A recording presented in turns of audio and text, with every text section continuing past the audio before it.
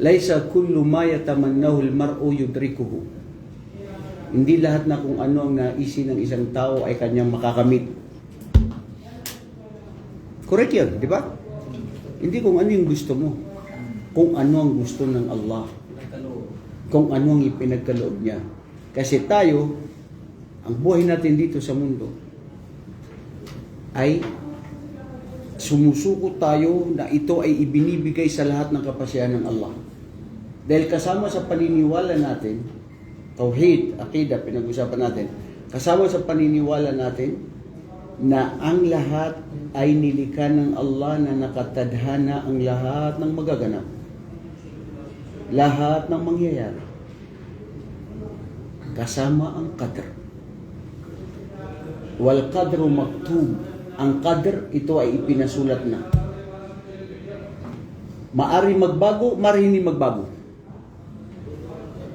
Dalawang uri ang qadr. Al-qadr, al-mutlaq, al-mubram, na siya yung qadr na hindi mababago. Ipinasulat ng Allah. Bago palikay ng lahat. Kataballahu maqadir al-khalaiq qabla an yakhluqa samawati wal arda fi 50,000 sana. Hadithun sahih. Sabi ni Propeta sallallahu alaihi wasallam, ipinasulat ng Allah sa panulat ang lahat ng magaganap na tadhana na ayon sa kapahintulutan at kagustuhan ng Allah subhanahu wa ta'ala bago pa niya likahin ang mundo at lahat ng napapaloob sa mundo sa loob ng 50,000 araw bago pa malikay ang mga lahat ng mga yan. 50,000 years before the creation of the universe.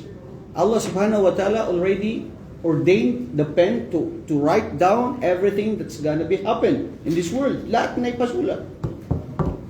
Ang Muslim bro, panatag. Saan siya panatag? Ano man ang ipinagkaloob ng Allah sa kanya, mabuti man o masama, mangingibabaw ang kanyang pananampalataya na ito ay kagustuhan ng Allah. Di ba? Qaddar Allah. Ajaban li amril mu'min innamrahu kullahu khair. Pakisarado ito bro. Innamrahu kullahu khair in asabahu sarra syakar fakana khairan lahu wa in asabahu dharra sabar fakana khairan lahu wa la tajidada illa lil mu'min. Nakakamangha ang isang sitwasyon ng isang mananampalataya. Ang lahat ng nangyayari sa kanya ay tinatanggap niya at mabuti. Dumating ang mabuti sa kanya, siya ay nagpapasalamat. Hindi yung sasabihin niya, kasi ano yan eh, dahil sa pagpupursigi ko, dahil sa lakas ko, dahil sa talino ko. No! Kahit anuman na nangyari sa buhay mo, nagawa sa pagod mo, talino mo, anong aksyon na ginawa mo, galing pa rin yun sa Allah, nakapahintulutan niya at gusto niya na binigyan kanya ng tawfiq para mangyari yun. At pag siya ay dumating naman sa mga pagsubok o pahirap, fasabar, nagtimpi, nagsabar. Ya Allah, ito ang kagustuhan mo. Alhamdulillah, samrano na tubadiwang surano na asal kapimbitakan lumalansat tadba na di ko rampa na sagar. Di ba? Samrano yun, correct yun. Ano ang pagsisisi ko sa isang bagay na ginawa ko naman ang dapat kong gawin? At kung hindi ito nangyari, kapahintulutan kagustuhan ng Allah. Kaliwali, mafi muskila. Sabi ng Arabo, khaliwali, mafi muskila, kullu ilallah. Lahat yan sa kapahintulutan ng Allah subhanahu wa ta'ala. Mga kapatid, hindi. Wa ma min, ano yung ayat sa Quran? Wa ma min dabatin. Iba yun eh. Tatama yun sa ris. Wa ma min dabatin fil ardi illa alallahi rizquha.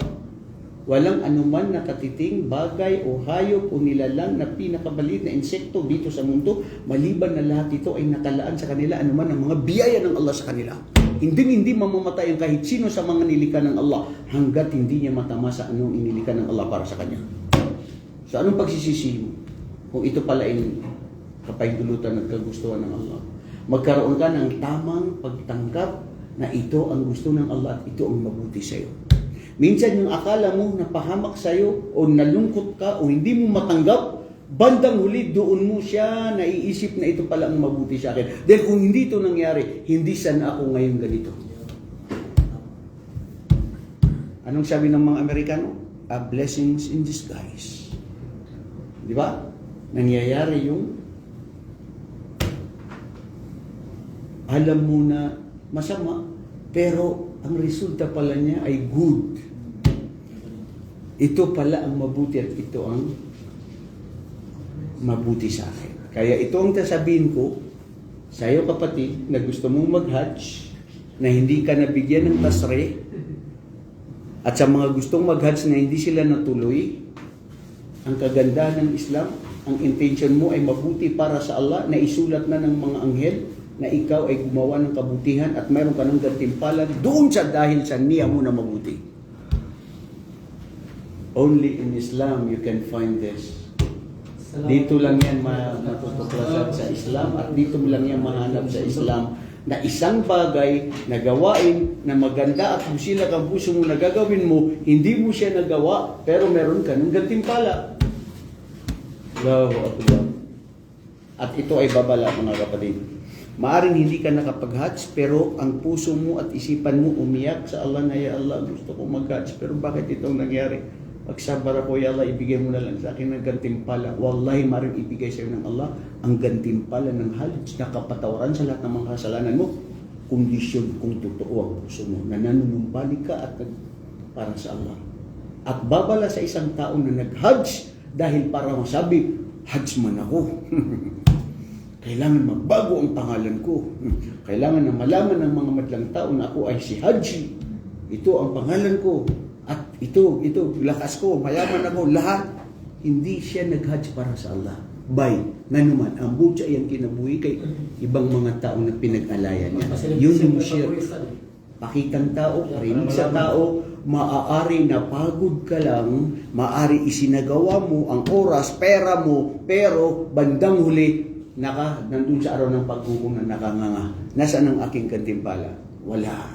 Mga kapatid, sa araw ng paghukom, ang Allah subhanahu wa ta'ala ay mananawagan, Aina yunadi rabbukum yawm al-qiyamah, Aina haulay ladina ya'buduna Allah min dunillah, aw ya'buduna li ghairillah, aw annahum yaf'aluna al-khair li ghairillah. Nasaan na yung mga tao na sumasamba sa sinumang mga Diyos nila? O hindi tumasamba sa totoong Diyos, o gumagawa ng kabutihan na iba para sa tao. Nasaan na? Hanapin niyo yung mga taong inaalayan niyo ng mabuting gawain. Wala.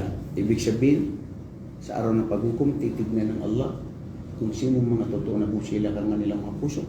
Kaya ito ang sinasabi ko sa aking sarili, sa lahat ng mga Musliman, dapat ang maging matotoo. Sheikh Yusuf, ito na yung level 2. Pasok na kayo doon, yung level 2. Hinantay ka nila, Sheikh. Dali. Level 2. Saan yung level 2? Pasok doon.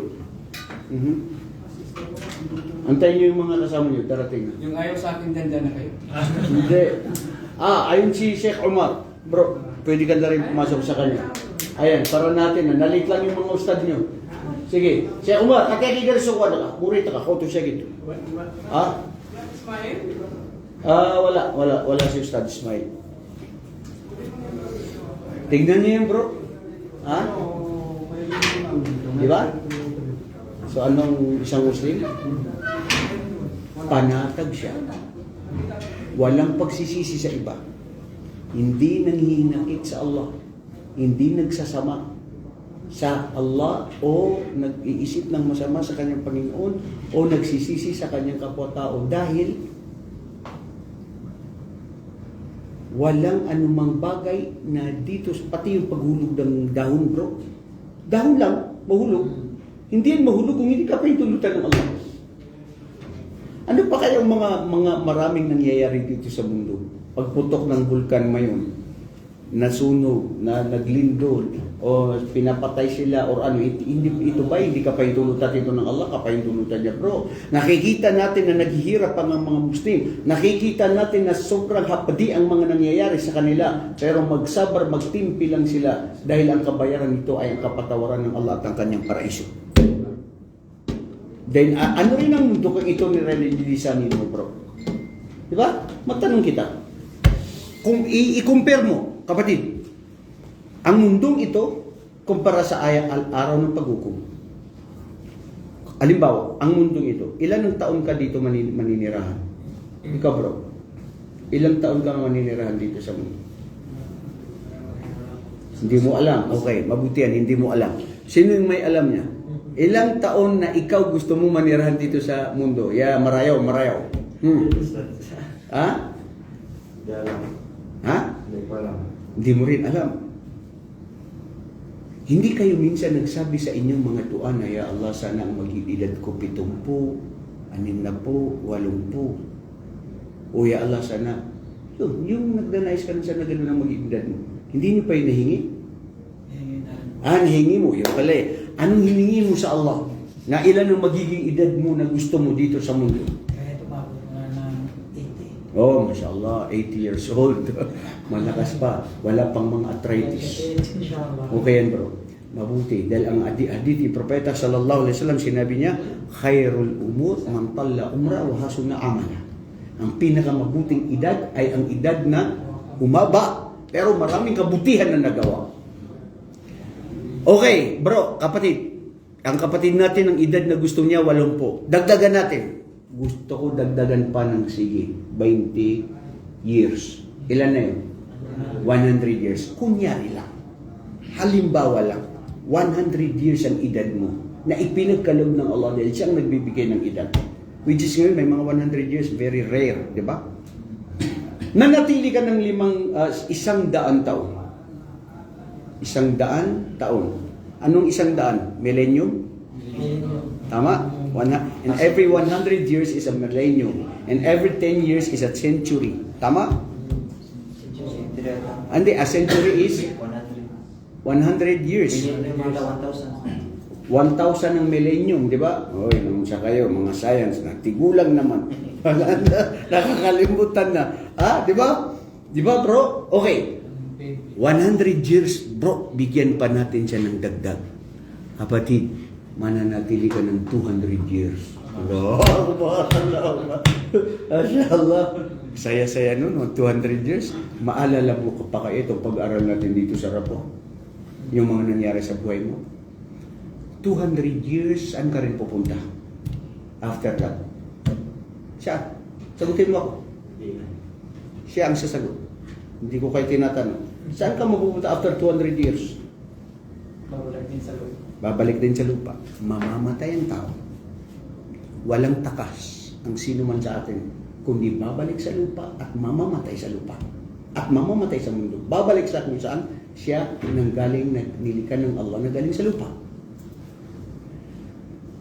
Sa 200 years na pananatili mo dito sa mundo, naging marangya, maraming asawa, maraming anak, nagkaroon ng pera, nagkaroon ng problema, lahat nakuha mo, natamo mo.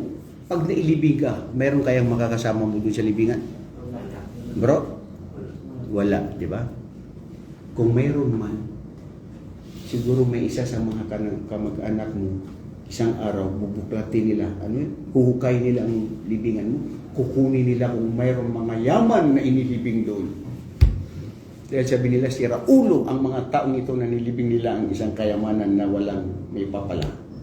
Okay bro, ilang taon ka mananatili sa libingan? Allahu alam. Hindi natin alam. Pero ang alam ko, ayon sa batid ko, mas mananatili ka na mahabang buhay sa libingan kaysa sa 200 years na pinatili mo dito sa mundo. Bago pa yung araw ng paghukom, Ustad? Bago pa ang araw ng paghukom, kasi hindi natin alam kung kailan mangyayari ang araw ng paghukom. At ang tunay na nakakaalam sa araw ng paghukom ay ang ating tagapaglikha. Pero dumating na ngayon ang mga sinyales.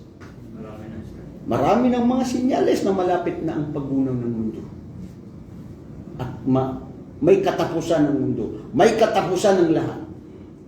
So bro, 200 years in this world, doon sa libingan mo, maaring manatili ka doon ng more than 1,000 years. O Allahu alam, basta importante mahabang buhay mo doon kaysa sa ipinatili mo dito sa mundong ito. Anong aral doon na yun? Ha? Aral. Anong aral dun? Noong sarabana. Noong sarabana mo bay. Ha? Anong aral? Wallahi ang mundo walang wala. Dahil lilisanin mo rin pala ang lahat. Okay, Ustad. Kasi hindi naman tayo mananatili ng forever sa libingan. Saan tayo pupunta? Sa kabilang buhay. Ano yung kabilang buhay? Yun yung forever. Sinong mahilig sa inyo ng forever? Itaas ang kamay. Ba't ka natawa, bro? Forever. Nag-promise na kayo sa minamahal nyo na forever again. Maninitili ka ng forever? Ayun yun ng forever, bro. Ha? So yung forever stand di pala dito sa mundo magagamit. Anong forever dito, bro, sa mundo? Sabihin mo nga sa akin, anong nanatili dito ng forever? Sige nga. Doon pala sa kabilang buhay. Alahas, bahay, relasyon, ugnayan, lahat ng nandito sa mundo. Ano saan ang forever? Baka kung di ay nagsulti na ay forever diri sa mundo. Mga bukag, mga tao na nagsasabi na may forever. Saan ang forever? Sa araw ng pagbubuhay. Okay. I-divide natin, mathematics. Nag-aral tayo ng mathematics, di ba? 200 years. Bakit ito stand 200 years? 1,000 na lang. O sige, gusto mo 1,000. Babahin pa natin, ha? O inshallah, sana all. 1,000 years na pinatili mo dito sa mundo, i-multiply, i-divide mo siya doon sa forever. Itumbas mo ang 1,000 years sa forever. Ilan ang kalalabasan? 0. Equivalent. 1,000 times forever. O i-divide mo sa forever. Anong lalabas? Forever friend. Siya ang kapatid natin na mahilig sa forever. Masya Allah, meron palang forever dito na mahilig. Forever friend. Yung 1,000 divide forever, forever friend. Alam niyo, sabi ng mga pantas, wallahi, mafi qima, mafi shay, zero. Kasi ang 1,000 is may hangganan. Ang may hangganan, doon sa walang hangganan, anong mangyayari sa may hangganan na 1,000 years? Wala. Pero ang mundo, hindi ito ginawa ng Allah na zero. Itinumbas ito sa katulad ng isang pakpak ng lamok. لو باب الحديث الرسول صلى الله عليه وسلم لو كانت الدنيا تعدل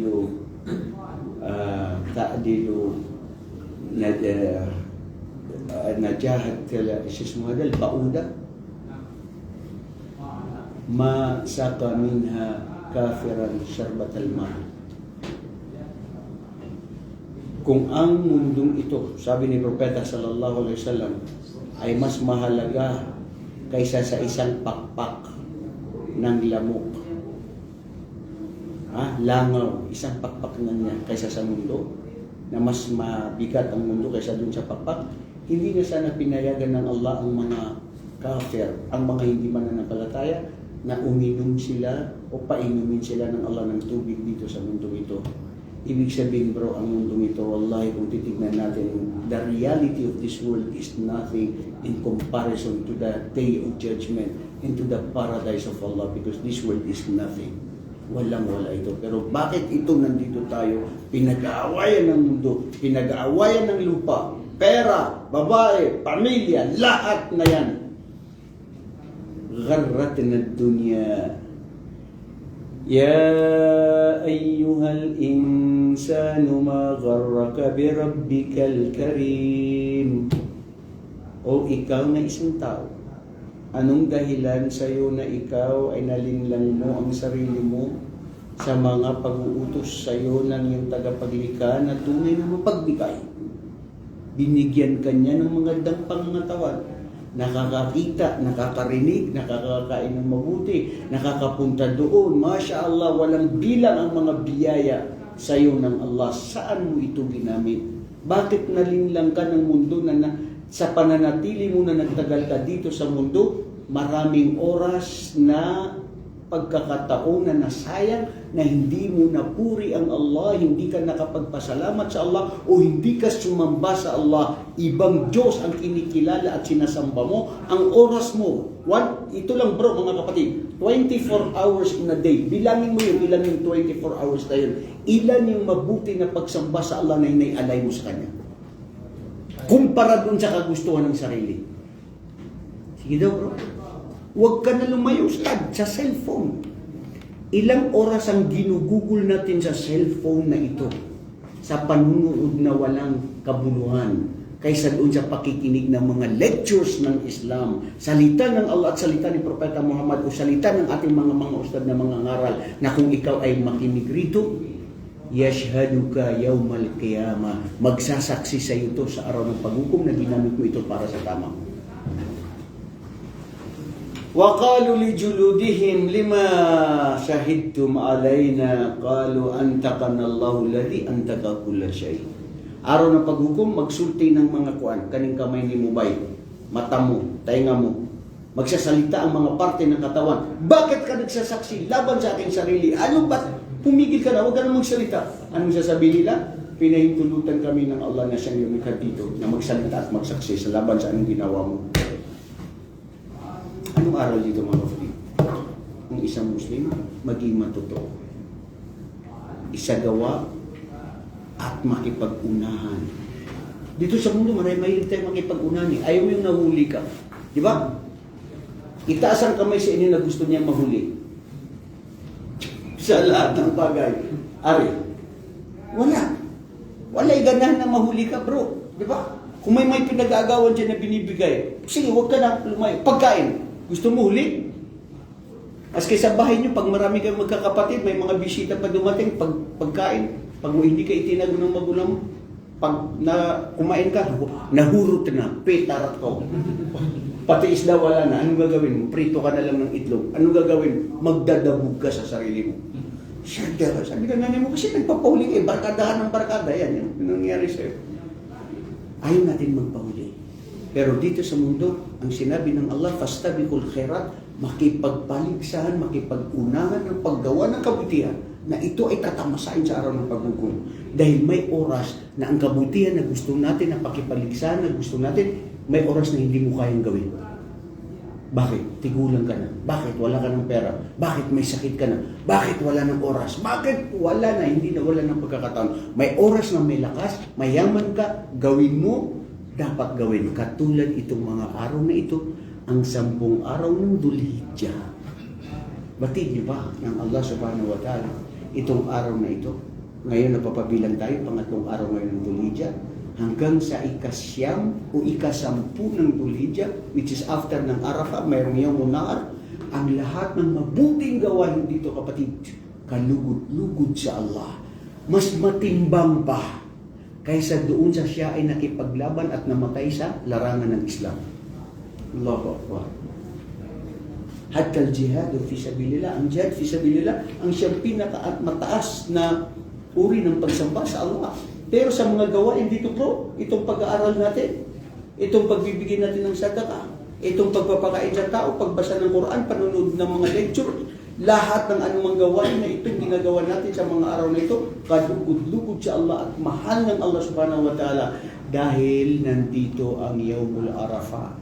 Kaya may nagtatanong, Ustad, kasama rin ang pag-aayuno, pwede ba kami mag-ayuno hanggang ika-10? Sabi ko hindi. Ang pag-aayuno ay mula sa nung isang araw, ngayon pangatlo, hanggang ika-9 lang. 9 na araw. Hindi kinakailangan na mag-ayuno ka araw-araw. Kasi sunnah lang eh. Hindi wajib. Pero kaaya-aya kung kaya mo. Di ba? Kung hindi mo kaya, day after day. Kung kaya mo, maski isang araw lang, 2 araw lang. Ang wag mong lampasan ay ang araw na Yawmul Arafah na yun ay magaganap sa araw ng Khamis. Yawmul Khamis, Al-Qadim. Kailan yun? Ika-5 o ika-6? 5. Thursday, June 5. Yun yung Yawmul Khamis na Yawmul Arafah.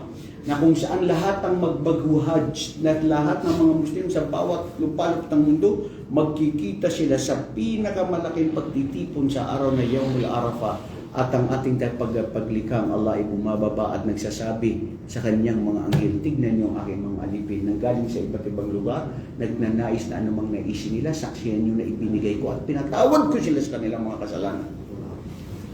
Araw na magpapatawad ang Allah subhanahu wa ta'ala na sa mga taong nagnanais na maghingi ng kapatawaran sa Allah. At ang tao na nag-hajj, yung mga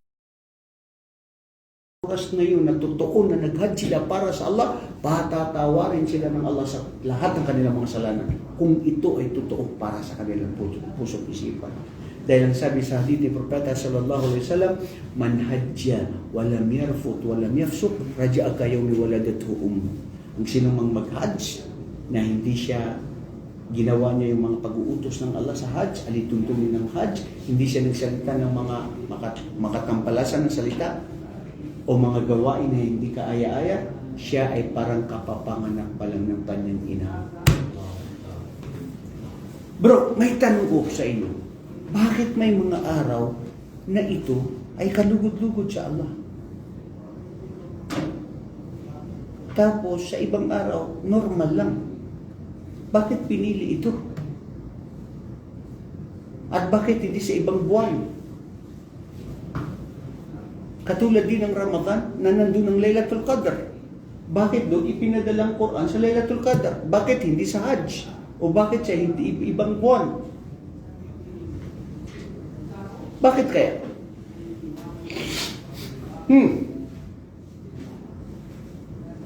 Dahil kagustuhan ng Allah.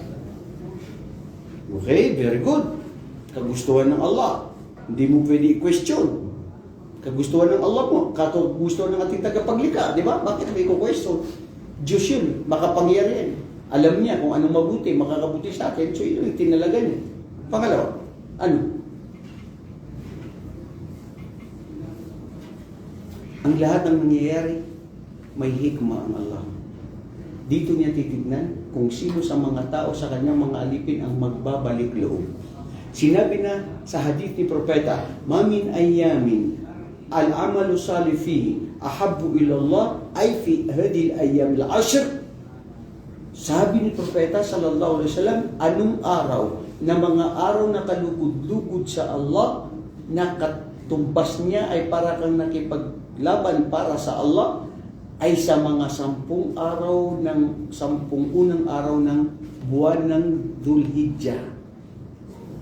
Yun ang sinabi ni Propeta sallallahu alaihi wasallam. Anong ibig sabihin nun, bro? Binibigyan tayo ng Allah ng oportunidad na magbalik loob, bro. Ngayon, sa mga kamusliman ngayon, ilan sa atin ang nagbago? Ilan ang naggumawa ng kabutihan? Maswerte ang mga nag-hajj ngayon.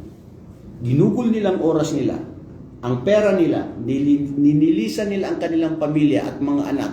Lahat ng mga yan para sa Allah.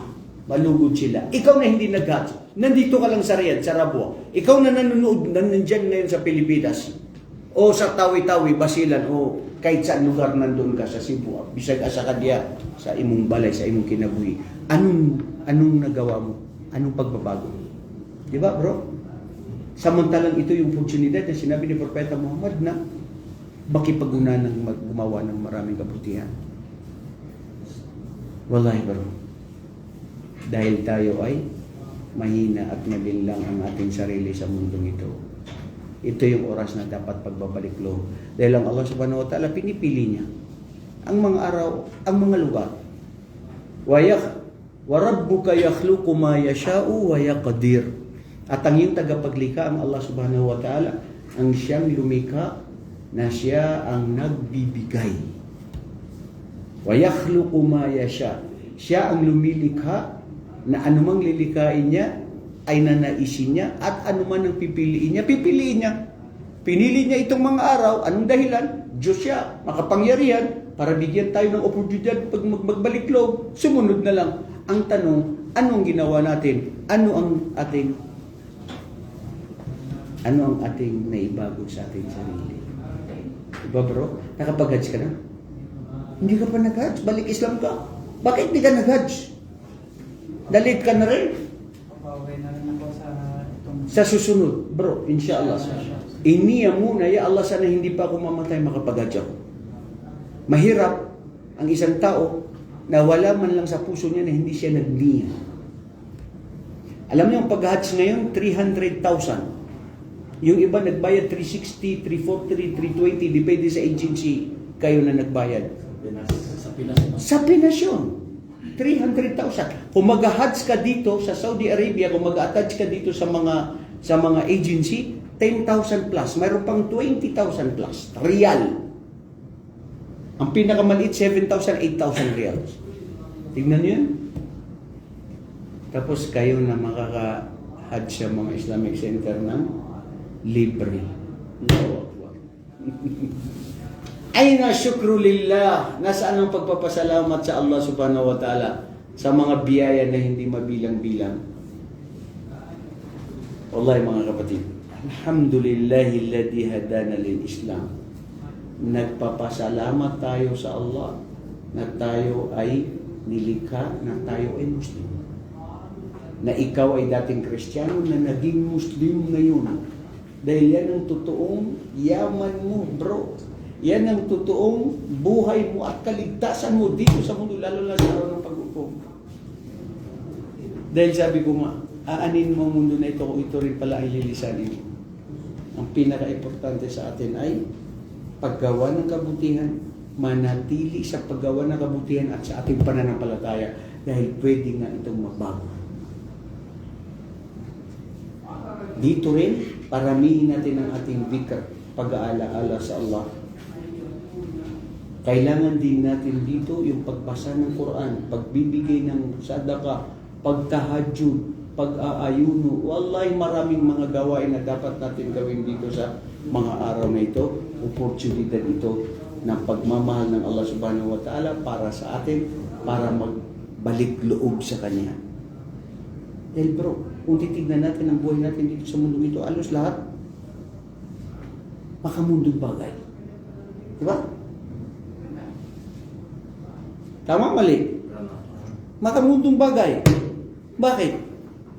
Bakit ka nagtatrabaho? Kwarta. Nga naman, para makakaon. Iatag sa misis, kay magreklamo na siya. Oh, maghulog ka, wala pa kaming, na kami makapamuko sa Margas. Hindi pa kami nakakuha ng bigas. Mapuputulan kami ng Meralco. Mahal na mahal daw ngayon bro ang pagbayad sa Meralco. Dahil sa pera. Kumikilos ang tao. Nagpupursigi. Nagtatrabaho. Wallahi bro, mashallah. May mga kaibigan tayo. May meron ako isang estudyante. Alas 4 na mong daling araw, gigising na yan papunta sa trabaho. Ako na pumupunta sa trabaho na alas 8, alas 9 ng umaga. Sabi ko, ya Allah, salamat, alhamdulillah, ang oras ko lang pala. 9 o'clock ako papasok. Para akong mudir. Sobra pa ako sa mudir. Kasabay ko yung mudir na dumarating sa kumpanya. Pero may mga ibang brother, alas 4 ng madaling araw, umaalis na. Iba-iba ang tao. Pero bakit ito? Tayo na lahat nagpupursige na lahat, makamundo lahat. Para sa pera, para sa pamilya, ibili ko dyan, sa trabaho, sa pangarap. Pangarap. Pangarap na walang hanggan na hindi matapos-tapos. Hanggang pangarap ka lang, maraming nangangarap, nabuang pa na wala pa siya nakuha yan pangarap. Limitado bro. Okay lang mangarap, pero yung alam na kaya mo na ibibigyan din sa'yo ng Allah, magpursige ka, gumawa ka. Pero huwag kang mag-expect. Don't expect too much na mangyari yun. Makuha mo kay Basit. Hindi mo makuha na maraming nagpapakamatay dahil sa pangarap niya na hindi niya natupad. Ikaw na mahilig ka mangarap. Babalayan sa'yo bro. Limitado lang. Mangarap ka lang sa tama at gawin mo. At pag hindi, kung ano yung binigay ng Allah, yun na yun. Alhamdulillah, ya Allah, ito mabuti sa akin. Hindi ako magsisisi. Ang mahirap, yung nakaupo ka lang, umaasa ka sa wala. Gawin mo lang. Kasi ang kagandahan bro ng buhay ng isang Muslim dito sa mundo. Oo, ginagawa natin lahat minsan kamunduan na bagay ang mga dahil para sa pamilya, para sa pera, para sa sariling kapakanan natin. Pero iba tayo sa mga hindi Muslim. Dahil tayo, ito na rin yung pagsamba. Ito na rin yung Uy, ano sinabi ko? Ito yung ibada. Ito yung pagsamba. Ito yung unang lessons natin na nakuha natin sa bago ang La ilaha illallah. Kahalagaan ng La ilaha illallah. Kondisyon ng La ilaha illallah. Anong Muhammad Rasulullah? Anong ang mga haligi ng Muhammad Rasulullah? Ano yung patungkol sa tauhid? At ano ang ibada? Ang ibada, pagsamba sa Allah, ito na yung buhay natin. Na lahat ng ginagawa mo ay pwedeng pagsamba sa Allah. Lahat ng buhay ng Muslim pwede pagsamba. Maliban lamang kung ikaw ay gumagawa ng kasalanan, hindi na yung pagsamba. Pagsunod niyo yun sa sarili. Pagsunod sa udyok ni Satanas. Start. Ulitin mo sinabi mo. Ano? Ulitin ko. Ang buhay mo dito, buhay natin dito sa mundo, pagsamba lahat. Pati yung pagkain mo, na kumakain ka, pagsamba sa Allah. Pag-inom mo, pagsamba sa Allah. Pag-aaral mo, pagtatrabaho mo, pagsamba sa Allah. Matutulog ka, Bismillahi, Allahumma bismika amutu wa ahya, pagsamba sa Allah.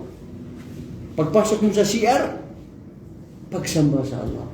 Gamitin mo ang kaliwa, Allahumma inni a'udzubika min al-khubuthi wal khaba'ith. Pagsamba sa Allah subhanahu wa ta'ala. Allahu Akbar.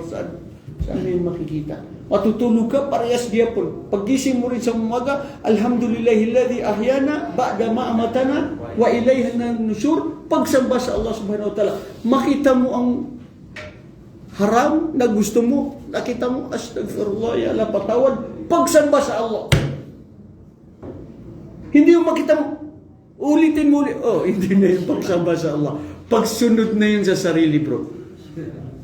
Kasalanan na yun. Kasi ginusto mo na yun. So ngayon, ang buhay mo dito pala, pagsamba lahat sa Allah. Lahat. Pag-aasawa, pagsamba sa Allah. Pagtabi sa asawa mo, sadaka, pagsamba sa Allah. Allahu Akbar. Nasolve ka na, nakapagsamba ka pa sa Allah. Allahu Akbar. Saan mo yan nahanapin? Where you can find this? This is the religion of Allah that He has chosen to humanity. That everything you do for the sake of Allah subhanahu wa ta'ala, as long as this is in accordance to the teachings of the Prophet sallallahu alaihi wasallam, you are worshipping Allah. And this is Islam, the complete way of life. Pagdagdag ng asawa, Ustad, pagsama pa rin sa Allah. Mahilig itong magduhaya. Masya Allah. Ipakita natin itong mahilig magduhaya para makita ng mga patay ka ngayon. Ulitin mo yung sinasabi mo, bro, kasi baka nanonood si misis mo, pero para tutuhanin lang naman natin. It's only a matter of discussion. Ulitin mo anong sinabi mo kanina? Yung pagdagdag ba ng asawa, Ustad, pagsama pa rin sa Allah. Sasagutin niya ng ating mga kapatid. Bro, sagutin nyo daw, yung pagduduwaya o pagdagdag ng asawa, ano daw yun? Pagsamba pa rin sa Allah. Bakit tahimik ang madlang people? Bakit di kayo makasalita? Ha?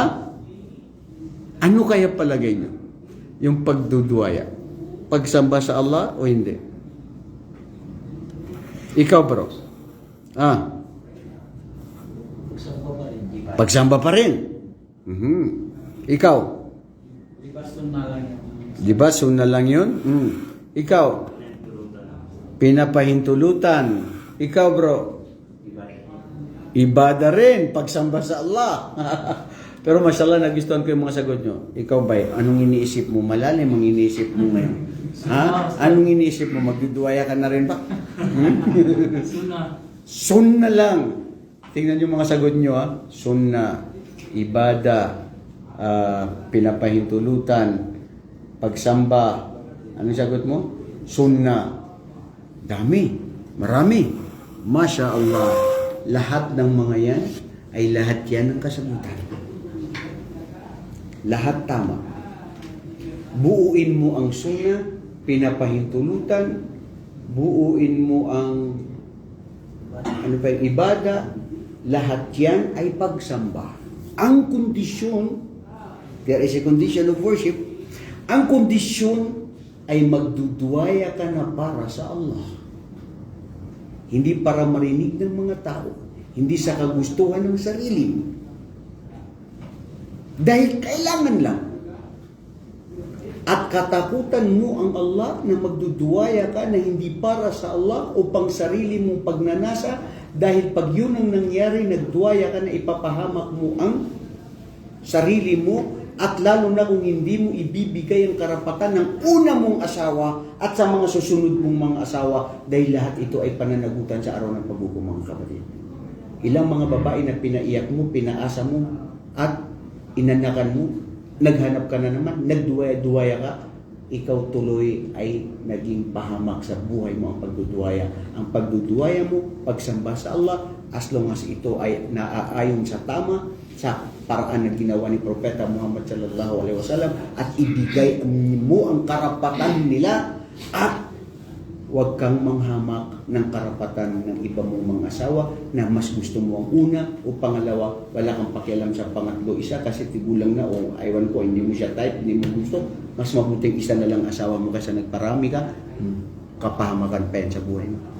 Kaya tama yung sinabi ng kapatid natin, ang pag-aasawa, pagduduwaya, hindi wajib, hindi pag-uutos, permission lang, na pwede lang, kung sino talagang kinakailangan niya. Alam mo, katulad yan ng pagkain. Ha? Bro, kinig kayo. Ano? Pagkain. Sino ang busaw sa inyo dito? Kailan mo ng busaw? Unsa to, maranaw to, ha? Ha? Sa Maguindanao, ano yung busaw? Alam mo yung busaw? Yung puso, matakaw eh. Matakaw. Ano sa Bisaya ka, bay? Talok. Ha? Dalok. Ilunggo. Oh, Ilunggo. Ikaw? Sa tausog kasi makusog kumaon. Mausog? Makusog kumaon. Makusog kumaon. Mausog kumaon. Sa inyo, Bisaya? Kusog kumaon. Kusog di ini mo kaon kay busawan man ni siya, takawan man ni siya. Alam mo, katulad yan ng isang tao na tayo, may malakas kumain, may mahina kumain. May isang plato lang, sapat na yun. May dalawa o tatlong, meron namang dalawa, kulang pa sa kanya. Mashallah. Ang saya-saya ng brother natin. Alam na alam niya, ha? Ikaw, ijtihad. Tausog to, marayaw.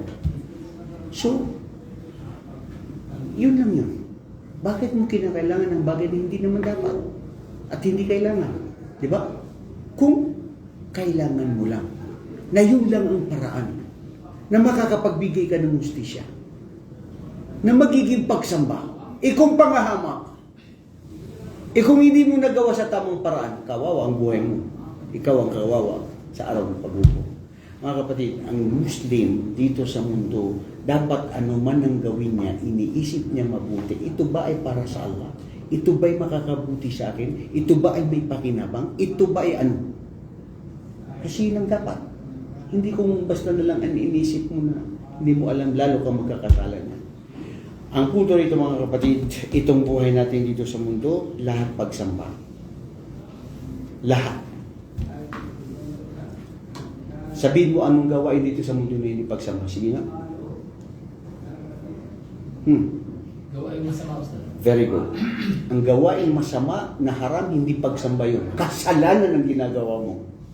Magbukod doon, baliktarin mo, mga mabubuting gawain, lahat pagsamba. Pati paglakad mo, bro. Pagsamba yun sa Allah. Lalo na kung ikaw ay nagsasabi ng Subhanallah, Alhamdulillah, Allahu Akbar. Lalo na kung ikaw ay nag-aaral sa Islam. Dumadayo sa mga katulad nitong pagtitipon. Dahil may mga anghel na sila ang kanilang gawain ay papuri luwalhati sa Allah, na sila rin ay hinahanap nila ang mga tao na sila ay nag-aaral ng kaalaman sa Islam. So, ibig sabihin, naglalakad ka, tapos mayroon pang mga anghel na nagsasabi na, Ya Allah, patawarin si Abdurrahman. Alipin mo yan, yun na nananliksik ng kaalaman sa Islam. Hadtalhita na fil bahar, idagdag mo pa lahat ng mga bagay na nandito sa mundo. Ang mga dahon, ang bato, ang mga isda sa dagat. Pumupuri, lumuwalhati yan sa Allah, pero hindi natin alam. Sa Quran yan. Yusabbihu lillahu ma fi samawati wal ard. Walang bagay na nandito sa kalupaan, sa sanlibutan, maliban pumupuri, lumuwalhati sa Allah. Allahu Akbar. Tusabbihu lahu sab'u samawati wal ardu wa man fihin wa in min shay'in illa yusabbihu bihamdi walakin la tafqahuna tasbihahu. Pumupuri lumuwalhati sa kanyang 7 mga kalangitan at kalupaan at anumang nasa gitna nito at anumang bagay na walang bagay dito sa mundo maliban na pumupuri lumuwalhati sa Allah, ngunit hindi nyo alam kung paano sila pumuri at lumuwalhati sa Allah. Allahu Akbar. Yan ang pagsabi na Allahu Akbar. Pinakadakila ang Allah. Ang bato, ang mga hayop, ang mga isda, ang mga bituin, ang araw at ang buwan at lahat ng mga bagay pumupuri sa Allah. Oo, pero hindi natin alam at hindi natin naririnig, hindi natin nararamdaman. Katulad daw yan ng isang tao na pag nakapasok sa paraiso, wala nang pagsamba sa Allah. Alam niyo ba yan? Ang sino mang tanggapin sa atin ng Allah sa paraiso, Allahumma adkhilna al-jannah, Allahumma amin. Wala nang pagsamba doon. Wala nang obligasyon na pagdarasal, pag-aayuno. Ang tasawi, kullu shay, mafi mamnu. Walang bawal doon sa paraiso. Gawin mo ang lahat. At ang pagsamba mo doon, bro, yung paghinga mo lang, yung umihinga ka, yun ay papuri at tuwalhati sa Allah. Allahu Akbar. Nakuha niyo? May katanungan kayo mga bro.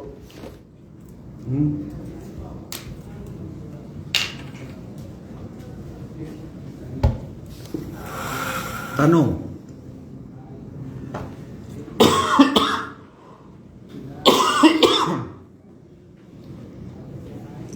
Sa mga araw na ito, anong aral natutunan nyo?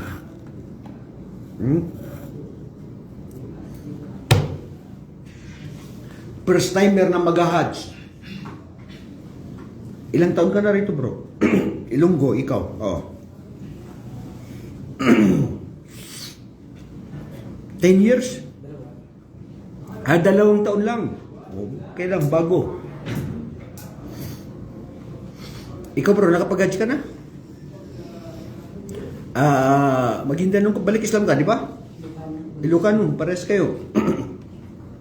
Hindi ka nag-apply ng hajj. Ha? Kayo, kailan nang alis nyo sa hajj? Yung sa amin ko, Ustad, na-cancel. Hindi po matuloy. Sabi mo matutuloy yun na ano? Ganun eh, bago na naman eh. Nabago na naman to. Pero ngayon, final, hindi na talaga matutuloy. Ganun po talaga. May pagsisisi ka? Hindi kayo natuloy? Wala, Ustad. Alhamdulillah kung matuloy man. Kung hindi, maring kadar na mo. Masya Allah. Yan ang Muslim. Opo. Qadar ng Allah. Yan ang kanina discussion namin dito sa mga kapatid natin. Lahat ng nangyayari, kapahintulutan at kagustuhan ng Allah at maaari ito ay siya nga ang mabuti sa atin. Di ba? So tanggapin lang. Dahil hindi mo alam yun ang mabuti sa atin. At hindi mo alam may hikmah doon. At hindi mo alam ito ang